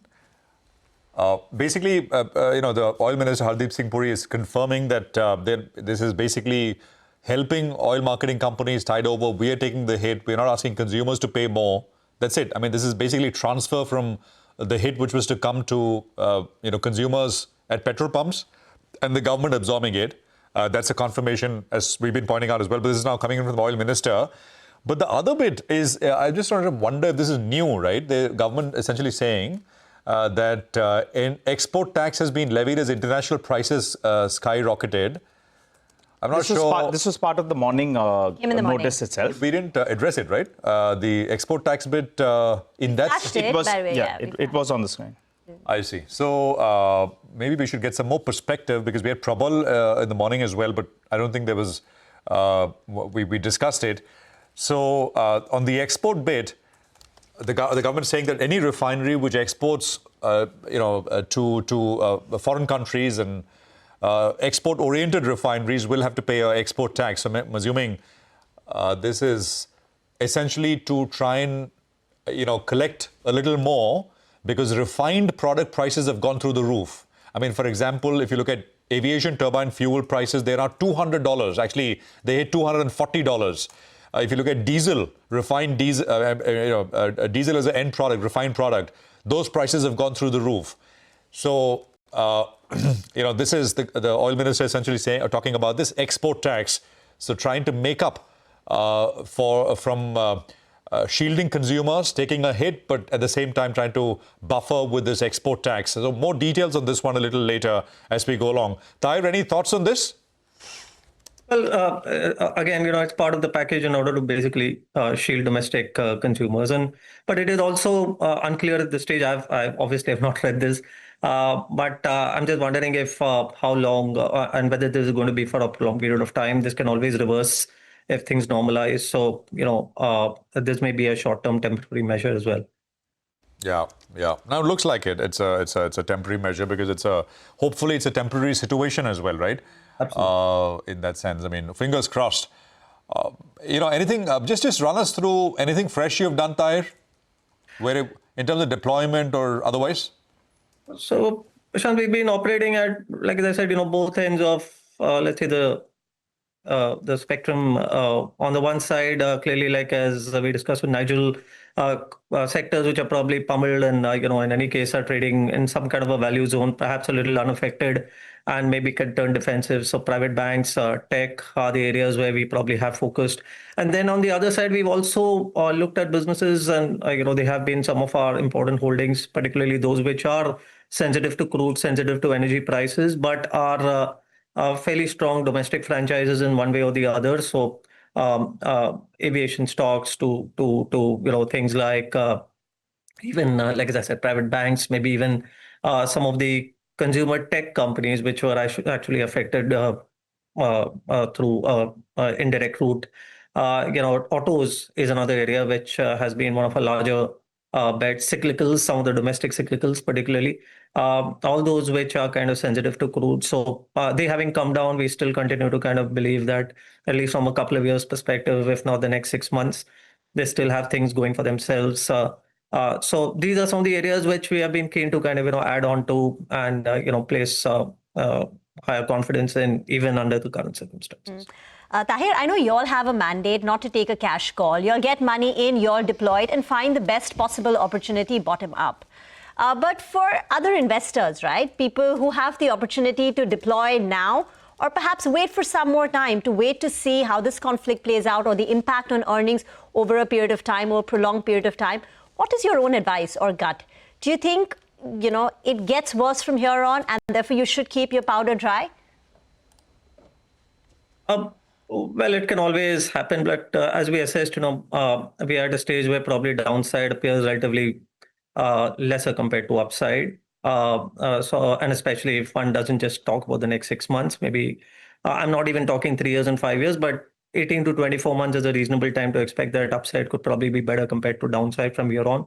So I think it's time now to start putting money to work. This is generally always a time when we reflect back in hindsight to have been good opportunities, especially for investors who gradually invest, and it just bumps up your overall compounded returns as we see it over a somewhat longer period of time. So I think we should start. We basically expect investors to operate or rather look at products which are at one level conservative. Those investors who are a little risk conscious can probably look at flexi cap type of funds. I think the other is investors who probably have a somewhat higher risk appetite. For them, I think even small cap funds are recommended because generally you buy them during these kinds of turmoil, not with a near-term expectation of returns, but over a 2-year out, they typically end up doing better. And I think the market is still looking forward to a better earnings trajectory out of small caps over the next 2 years compared to what it has been over the last 15 odd months. And lastly, I think the one area that we have kind of been very positive about is being multi-asset allocation strategies. The case for which only becomes stronger and stronger by the day. So they lie in the middle of these two other opportunities. So investors who probably are wary of some of the circumstances today can look at, because asset class rotation is going to be an important consideration even going forward. It becomes even more important, and that is another area through which you can probably put money to work in a reasonably safe manner. Tahir, great conversation as always. Thank you very much for joining in. Moving on now, the war in West Asia has now coming to the close of its 4th week now, and the ripple effects are being felt across various sectors. Real estate, construction costs, in fact, in Mumbai have risen by nearly 50 rupees per square feet, according to Anurag. There are supply disruptions, input prices are going up. We have with us Irfan Razak, CMD of Prestige Group, now joining in. Thank you very much, sir, for joining in. This is Rima here. We understand from the start of the conflict, in the last 1 month itself, we've seen property prices come down in the city of Bangalore. Is that true? Morning, Rima. It's the other way around. Property prices cannot come down because all components, all the material costs are going up. And the only thing that can happen is if this doesn't settle down quickly, there'll be shortages, and all the components that go into construction, starting from steel, cement, tiles, all these prices will go up. Consequently, the price of the end product also will increase. Okay. So prices have not gone down, that's clear. Rima, Mr. Razak, good morning, Prashant here. And that's the problem. That's a tricky bit, right? Because it's not the shock is not one way. On one side, you've got an inflation shock, as you're pointing out, because cost of inputs have gone up. On the other side, there is going to be some amount of demand destruction in a lot of industries. And that kind of, unfortunately, feeds through into, eventually through, purchasing power for consumers in general. So it's on both sides. So that makes it even more tricky, Mr. Razak. Just your thoughts, sir. Or you don't think that is necessarily true? This is largely a inflation shock more than anything else. No, the thing is, unlike any other commodity, real estate is a very rigid asset class, and the pricing really doesn't move in any manner up or down. The only question is that we always have to have an eye on the affordability, right? Like you rightly said. And I think the customer is also conscious of it, that in case they don't commit themselves, if they have a real need, and that need is always growing. The only thing is the product will become that much more unaffordable as we go along. So that way, I believe the business on ground has been quite good. In fact, last week we did a couple of launches in Bangalore, and that the demand was quite amazing, and the overall uptake was good. So that proved the point that in spite of what is happening around the world, people are still buying and committing themselves to buy property. Okay. And invest in a home for themselves. So some more questions on this. You spoke about an increase in cost prices. Overall, what's been the increase in raw material costs for you and the overall cost inflation? I see everything will slowly go up. You can't really put out a percentage that it's gone up so much, but only we have to hope and pray that it's only temporary. Obviously, any construction projects, it's a 3 to 4 year span, and we pre-sell these projects, and in case there's too much of a cost increase, that goes and hits the bottom line. Today, yes, things like commodities, first of all, price has gone up. Secondly, very soon we'll be in short supply of simple things just like tiles, because there's no gas. So, but then these are all, I believe, short-term phenomena. We do hope and pray it will correct itself as we go along in the long term. Have you reached out to RERA to push forward any deadlines? I see, nobody can set any deadline, but we are, as I said, ours always is a 3-4 year window for any construction project that you start on day one. So obviously, we do believe that in the long-term period, things should settle down, and we go back to a similar inflation, the normal inflation, and not this abrupt inflation. So, Mr. Razak, in short, you're saying that yes, price hikes will be coming about, but input costs have gone up. But you believe demand will be strong enough to absorb some of these price increases. Would that be fair? Demand is strong, but as I told you, Nigel, this price just can't go up too high, and then there will be resistance. So we have to be very conscious how we price our product, bring it to the market, at the same time get the interest of the consumer.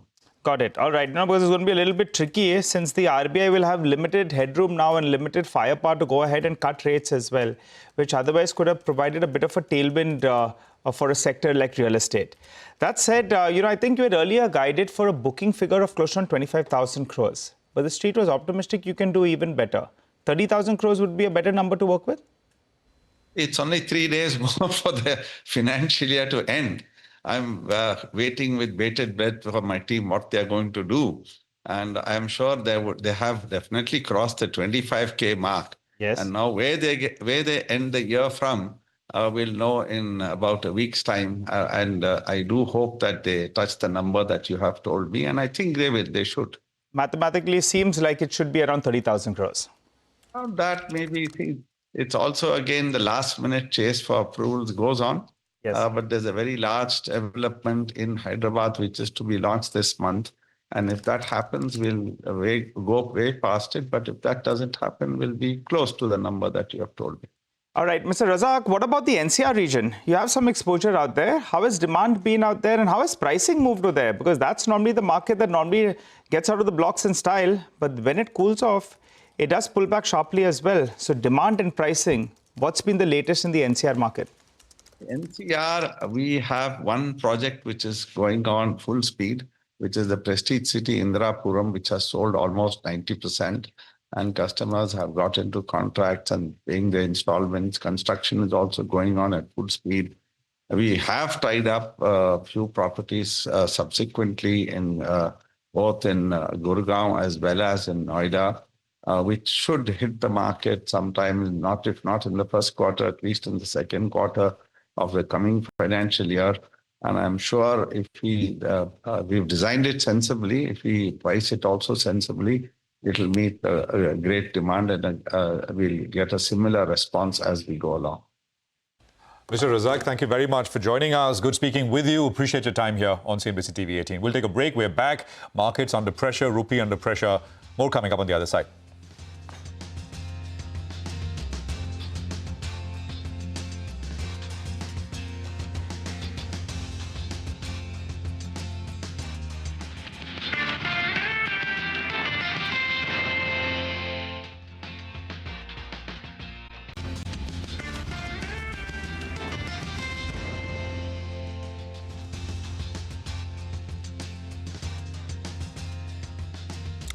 Okay, welcome back. Some market opinion, some macro opinion, which I think is much needed at a time like this. This is the CNBC-TV18 town hall from day before yesterday. Sajid Chenoy of JP Morgan says every $10 oil price increase leads to about 0.4 to 0.5% negative terms of trade shock.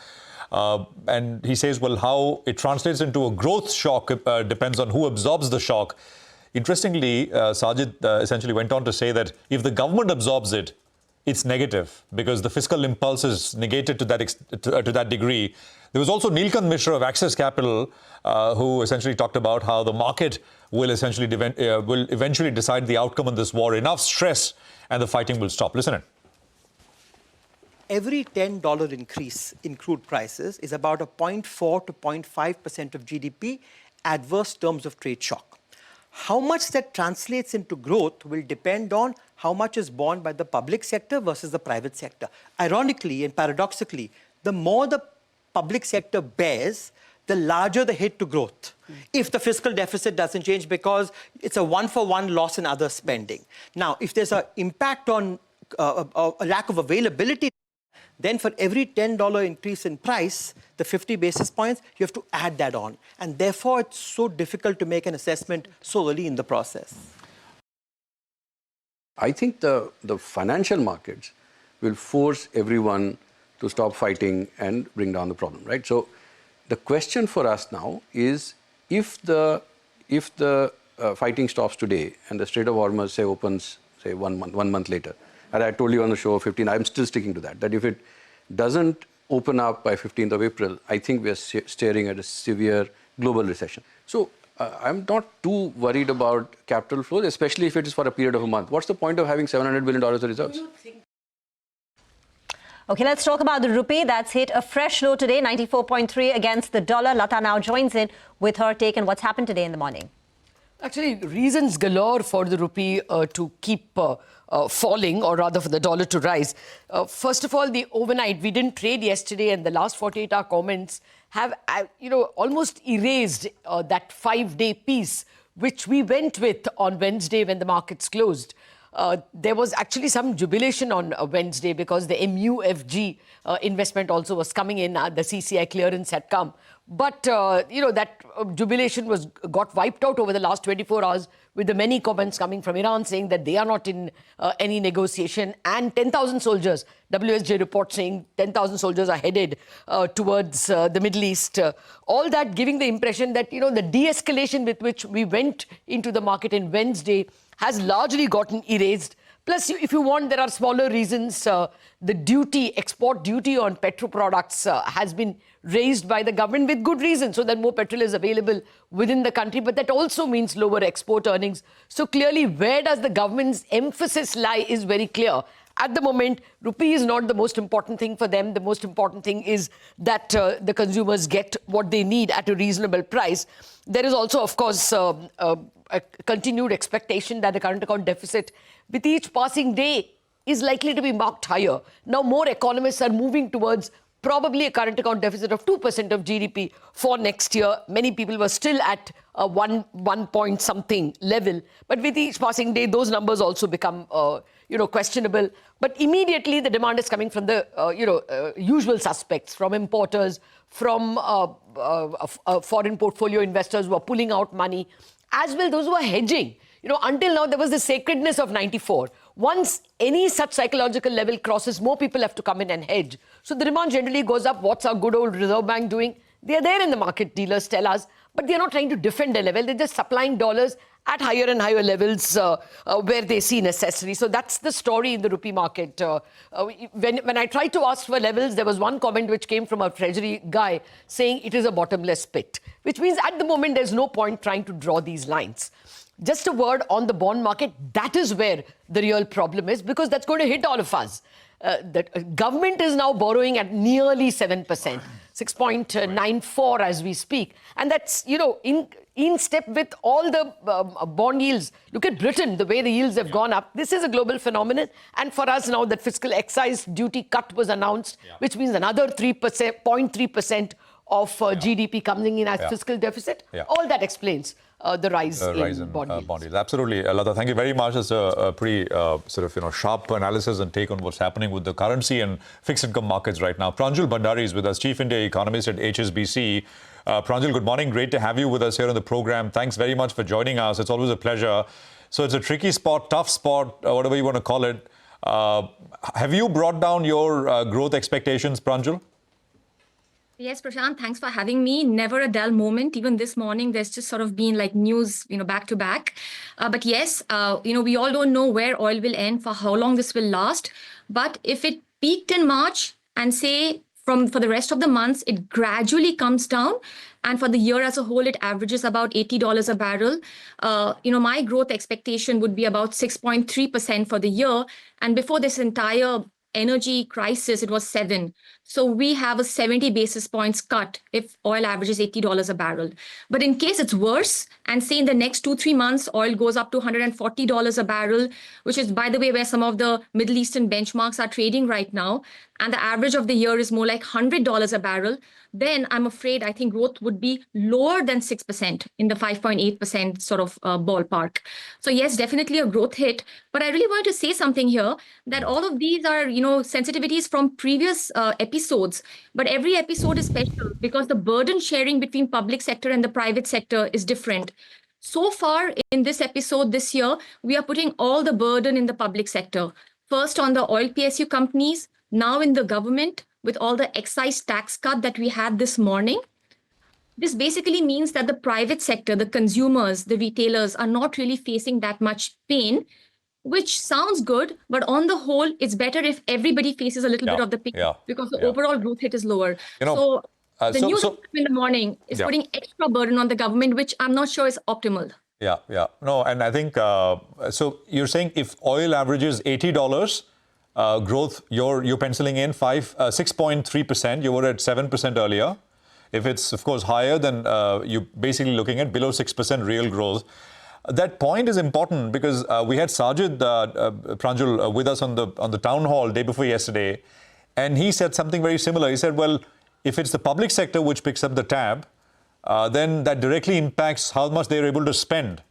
And that is a bigger growth driver.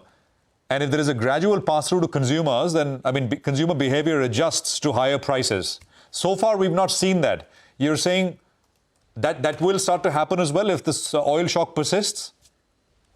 Well, that's a tough one after what's happened today morning, because they have not just cut the excise duty, but they've cut it quite drastically by 10 rupees a litre, which basically for now, under today's Brent prices, takes care of all of the losses that the oil PSUs were suffering. And at this point of time, there's honestly no need for them to increase pump prices by any meaningful number, by any significant number. So, once the state elections are over in April and they want to relook at this whole situation in May, and they think at that point of time, let's increase pump prices and let's also increase these excise taxes that we cut today, that is something they could consider. But it would be odd, right? Like, every month you have a different tax rate on excise. So I think the bar has become a bit higher for pump price increases in May, but I'm going to still bat for it because I think that's sort of the best, most optimal impact from policymakers we can have if they increase pump prices. So I'm going to still hold on that maybe they'll find a way and in May they will increase post the elections. What about inflation, Pranjul? Have you bumped up your estimates there? Yeah, absolutely. So when it's $80 a barrel, I'm calling for inflation at 4.5%. And earlier my forecast was 4, which is RBI's target. Now, 4.5 is not a very high number. And I do think that while this whole situation is a supply shock, it's inflationary, there are many things that are helping us on the inflation front. Firstly, the starting points. We had low inflation going into this event. That is always helpful. Second, we are a flexible inflation targeting economy. And yesterday, we actually reaffirmed our flexible inflation targets, and we're continuing with them. This basically tells you that when you have a supply shock like you have right now, it's all right if inflation goes up from 4% to almost as high as 6%. It's okay. You can live with this for a year. And that's the freedom which I think RBI can really play with this year, that even if inflation rises a little bit, but over a one-year horizon, you're under 6%, it doesn't really have to tighten aggressively. That's helping us on the inflation front as well. And the final thing is the new CPI series. The weight on food is lower. The weight on regulated pump prices is higher, but they're not being changed. So from that perspective, this food and fuel shock should hurt a little less than in the old series. So in a sense, inflation is not my number one worry. My number one worry is rupee. Yeah, absolutely. And the current account deficit, Pranjul, right? What's the portfolio flows have been negative, and the situation right now does not help. So what about that? What are you penciling in? Yeah, so look, the balance of payments has been negative for 2 years in a row. And I think this year is going to get even more negative because both capital inflows and the current account will not be working in favor of you. So I think that is one problem. The second problem is a slight shift in the reaction function of RBI, which I sensed somewhere in the middle of last week.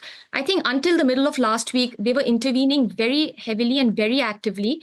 But somewhere they have sort of reduced it a notch. And I think that's when the rupee depreciation has picked up.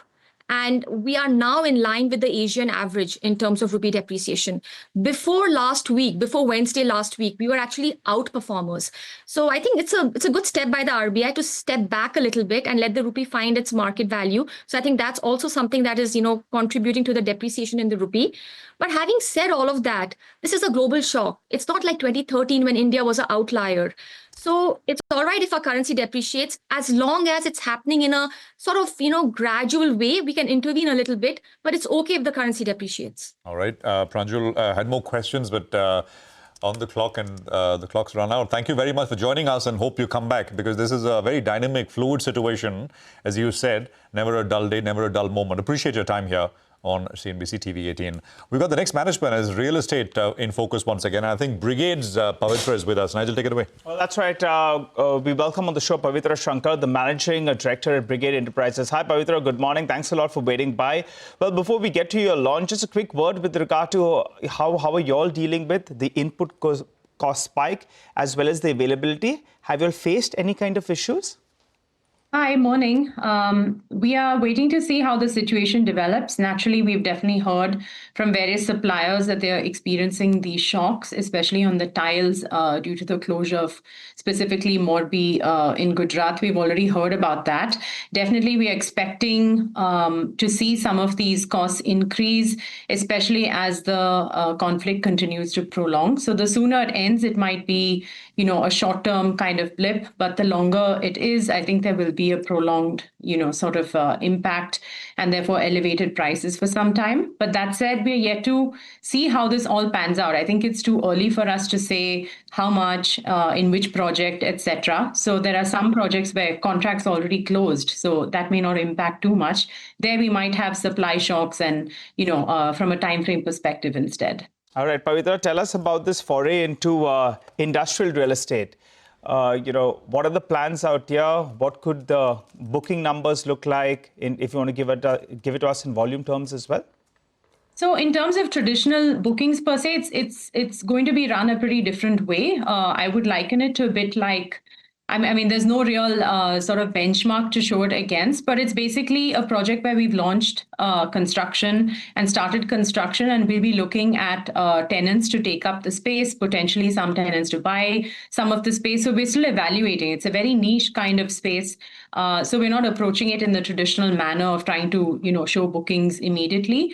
The project itself is located in a fantastic area. It's part of the aerospace park, in Bangalore, and it's surrounded by a number of companies in the aerospace field and other light industrial kind of activity. So this is where it's we are catering to this tenant base and occupier base, as well as the project will also potentially have a hotel and an office. So it's like a mixed-use industrial park that we're very excited to launch and look at how this kind of new niche segment will also do in cities like Bangalore.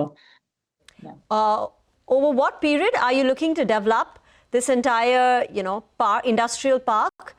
Is this a 3-year, 4-year, 5-year exercise? What is the investment you're planning? How will you fund it? And what is the overall return potential?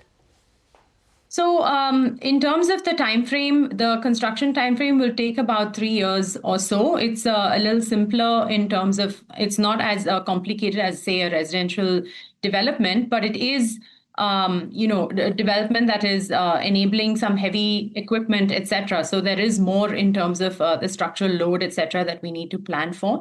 The overall township, I think on the industrial side, we will be launching it in phases. So given all of the phasing, I think 3 to 4 years for the industrial phase. We'll be funding it from our internal accruals and potentially, if required, construction financing based on how we see the appetite for monetization as well. Pavitra, given that input costs are likely to go up, and as you all take some periodic price increases, on a blended basis, what could the price hike be in the vicinity, say in the next 3-6 months or thereabouts? Yeah, I'd say it's different for different kind of projects. There are many projects where we've sold a substantial amount already. So we're fairly locked in, and any kind of price increase on the remaining inventory won't necessarily make a huge impact in terms of margins. And we'd also be looking at overall demand and trying to balance those two things. In terms of the newer projects where we're yet to launch, or in terms of projects where we're underwriting, we're definitely looking at that a lot more intensely in terms of what kind of contingencies we need to budget for from a costing standpoint. If I just look at our projects where we've already launched on a like-to-like basis, we've been pricing in more of a single-digit price increase, which is something I've been indicating towards for a long, for maybe the last year or so. Yes. Because a lot of the substantial price increases that we've seen from 2022, those double-digit increases have led to sharp increase in pricing overall. And I think going forward, it was more likely that we would see single-digit price increases.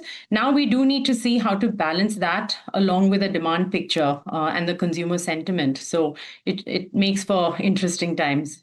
All right, final question, 15 to 20% booking growth guidance. Do you stick to that for FY26? Well, actually, after Q3, we were indicating that there is a significant, dependency on new launches coming in. We had guided for maybe another 4 million square feet to be launched this financial year. The happy news is we did get those launches, but the timing has been sort of not ideal. We've just got those RERAs in the past week. So we're doing what we can to, reflect that as much as possible. But it looks like some of the guidance on the booking value will definitely get right-shifted into the next financial quarter. Okay, very quickly, one question. Other than the tile issue at Morbi, is construction getting affected due to any other shortages for the industry? Definitely. I mean, the oil price increase is impacting multiple things, definitely on the logistical side in terms of petrochemical inputs, on copper, aluminum, UPVC, cement, potentially at some point. So naturally, anything where there is like an impact on oil and diesel and fuel prices, that does have an impact to varying extents for raw materials as well. And we're pretty downstream. So, everyone else sort of trying to manage their costs will have an impact on us as well. Yeah, absolutely. Thank you very much, Pavitra. Good speaking with you. It's always a pleasure getting that perspective, and we all hope this winds down soon. Thank you. Time for a break. We're back. Manisha Gupta with Commodity Focus on the other side. Stay tuned.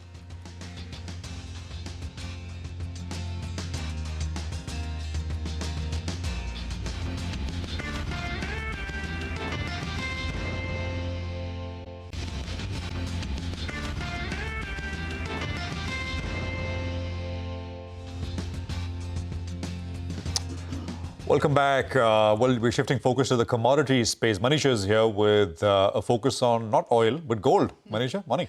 Well, yes, because gold clearly hasn't been performing the way the markets expected to. So currently we are holding around $4,400 an ounce. It has been a near 3% of a decline for the gold prices in the overnight market. And with that, we've turned negative for the gold prices for this week. This is going to be a fifth straight week that you're looking at a negative week continuing for gold prices. Since West Asia war, we are down by 15%. But when you look at the last 12 months, gold price is still holding 50% on the higher side. So it clearly has been mixed when you look at the short-term and the long-term scenario coming in for the gold prices there. Now, there are various reports and unconfirmed ones really, but data shows that some central banks now seem to be selling gold. Turkey, which is the 11th largest gold holder, has perhaps sold gold into the market in last couple of weeks. So when you look at that breakdown, in last 2 weeks, it has sold nearly 60 tons of gold and likely sold gold valued at more than almost $8 billion there in 2 weeks since war. This is as per various reports coming in from Bloomberg and other agencies as well. And Turkey perhaps is not the only one. We do know that the Central Bank of Russia has been selling gold in 2026. They started doing that in 2025, by the way, to get to cash or to swap reserves, etc. So when you look at Russia, it is the fifth largest central bank gold holder in the global markets there.